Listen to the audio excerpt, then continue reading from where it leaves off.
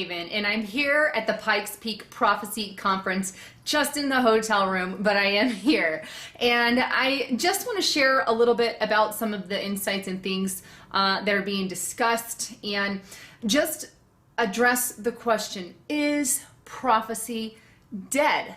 A lot of the times what happens in our culture, but what I've been noticing specifically in the Christian realm is any reference to prophecy is being left out of the modern day church. We go to church, and a lot of the times we find a church, we go in the church with great expectations and hopes, and what we discover is the fact that it's been watered down, and they're playing Pink Floyd music or adding Christian lyrics into the song, talking about drugs and rock and roll, mingling it with the Christian realm. So there's a bunch of chaos inside the church. But what is specifically left out is any proof or existence of, is God who he says he is? And not only that, but also a very critical thing that I believe proves that God is who he says he is, and that is prophecy.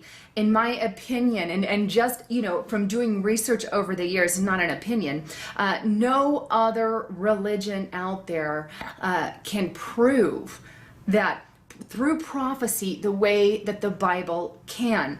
And the more that I study the prophetic side of Scripture, the more that I see the Bible coming to pass. And I've been a Christian pretty much my entire life. I've backslidden before. I'm not perfect. I have many flaws, nor do I claim to be a super Christian, because I ain't that either. But nonetheless, what I want to say is, I think one of the strongest things as a Christian, many of you know that that's what I do. I talk about Christian, I tie it in with news and biblical prophecy specifically. But when I look at what's going on in the world, knowing the Bible that I've read 3 or 4 times over, I can say, hey, this particular event has transpired. This is happening as we speak. One example would be the New World Order. Well, according to the book of Revelations, when the Antichrist rises, he will rule over every tribe, tongue, and nation. That's a fact. We know that that's coming. Well, every tribe, tongue, and nation transpires to me as a new world order system. How else to have one rule them all?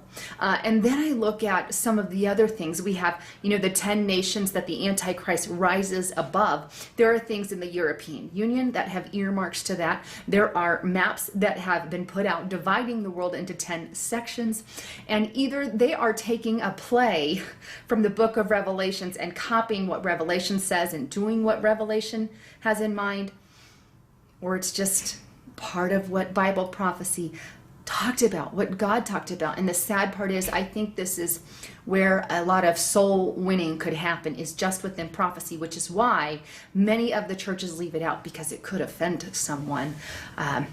And that's the culture we live in. But not only the earmarks of the New World Order, but we have Israel in 1948 became a nation. Also, they had Jerusalem as their capital. 1969, they had the 6-Day War, the first war, what brought them to the 1948.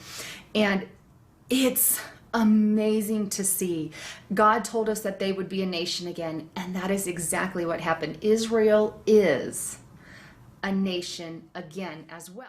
Now, with that in mind, as far as Israel is concerned, that's not the only thing.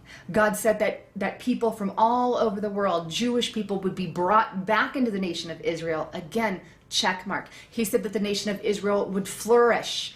Again, check mark. And then I go and I read the scriptures and I see where those verses are, and I say, God, you're right. God, you're right. The Bible's right. The Bible's right.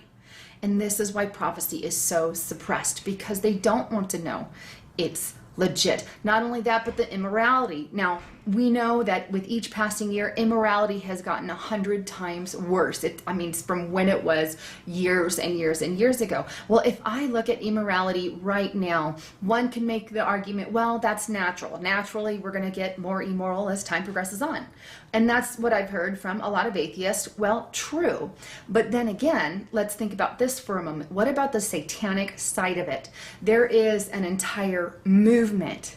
Aleister Crowley, devoted to Satanism. He's that whole satanic movement. And now they have the Church of Satan. And I've done plenty of videos on the Church of Satan, Anton LaVey, and all of that. But look to the music industry. Look to the industry in acting and all of that. What do you see? Well, you see the Illuminati symbols. You have the triangle with the eye in the middle.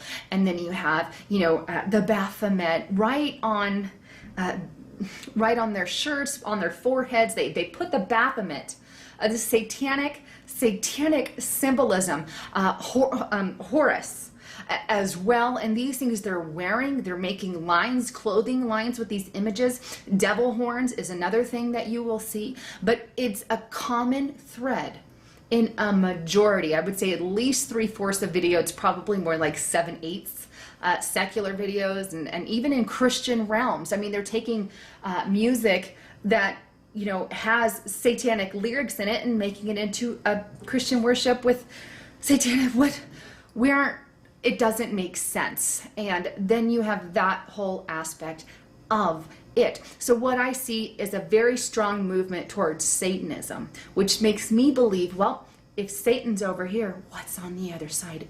Evil, good, good, evil, devil, God, Jesus, Satan. And here we have this battle, and we see Satan, it's in our face. And he acts very powerful in this world, and he is powerful in this world, but one day he's going to burn in the eternal pits of hell, and he wants to take as many people with him as he can. Now, I don't always do a lot of videos like this, but seeing that I'm at a prophecy conference, I think, hey, what a better time, and just to focus on the prophetic side of it. But that's just a few things. Let's mention a few more prophetic things that we see. God said increase in earthquakes, increase in extreme weather, so to speak. Now, that's not due to global warming. I don't believe the global warming lie, but God tells us, there are patterns. The sun can cause these things, and all of that adds to it as well. And we see that. We see uptick in all kinds of activity, not to mention the wars and rumors of wars. We see countries lined up against the nation of Israel. We see tension between Palestine and Israel.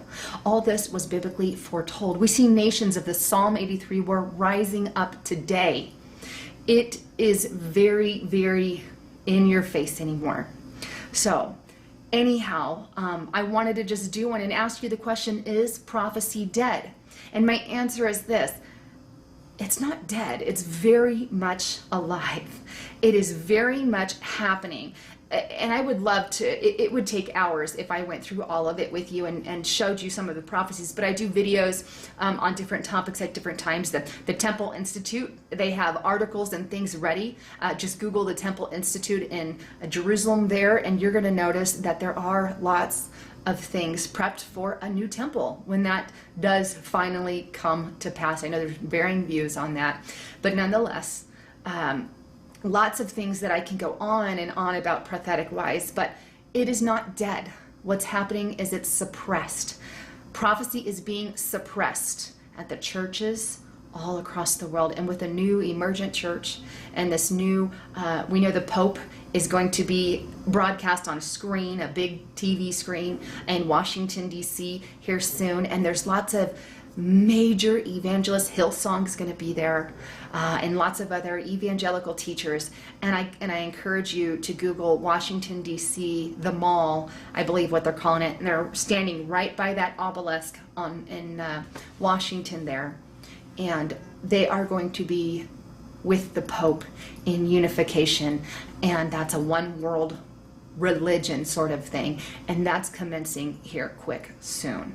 So scary stuff on the horizon, but just know, hold fast, stay strong, and keep in mind, prophecy is very much alive and active today. Anyhow, thanks for tuning in. This is Lisa Haven, signing off.